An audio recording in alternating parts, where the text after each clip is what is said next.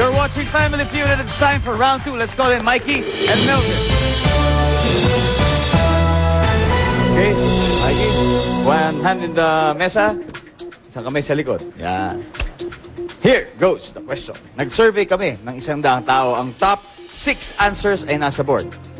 Ang tanong, anong dapat gawin ng teacher sa makulit na estudyante? Melvin.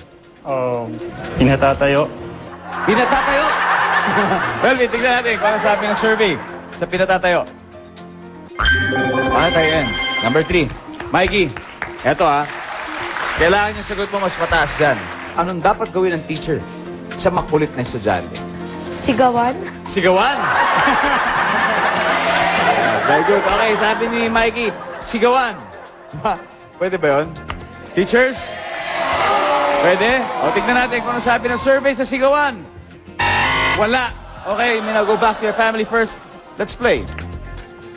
Merlin. Pinapagalitan. Pinagagalitan. Okay, sabi ni Merlin, pinagagalitan. Pwede. Okay, tignan natin. Survey? Yup, nandun. Daddy Yuli. Pinalalabas ng room. Pinalalabas ng room. O, baka rin maingay, no? Pinalalabas ng room. Okay. Survey. Yup. Kyla? Pinapasquat. Pinapasquat. Okay, sabi ni Kyla, pinapasquat. Tignan natin kung nandyan ang pagpapasquat. Pwede. Wala.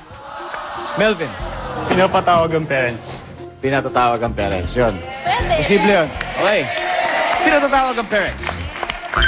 Yup. Doon, no? Merlin. Dalawa na lang. Pinaparusahan. Pinaparusahan. Wow. Paano kaya? Pinaparusahan daw. Nakakatakot yun. Okay.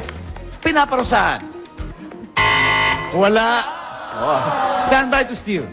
Daddy Yuli, one more chance for this round. Pinapalo. Pinapalo. Pwede, pero parang kinabukasan, susugurin na ng magulang yun. Okay.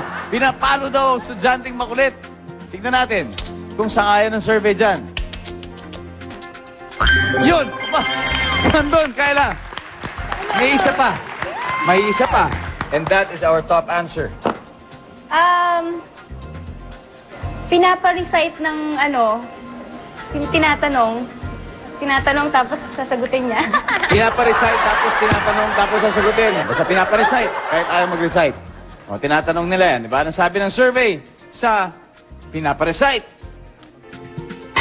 Wala. Daddy Rudy, ano sa palagay nyo? Padadala sa counselor. Padadala sa counselor, maaari, mami? Bigyan ng sulat. Sulat. Oo, posible rin. Mikey? Padala ng sulat sa magulang nila. Pagdadala ng sulat sa magulang. Oo. Rich, ano kaya dapat gawin ng teacher sa makulit na estudyante? Send to the counselor. Counselor. Okay, tignan natin kung ano sabi ng survey sa pagdadala ng estudyante yon sa counselor. Let's go. Wala. Okay. Dahil dyan, humahabol sila with 48 points. Tignan natin ang answer ng number 1, please. Pagsasabihan, di ba? Okay, let's susunod na round 3. Huwag mo kayo maalis. Pagbabalik, ang Family Feud.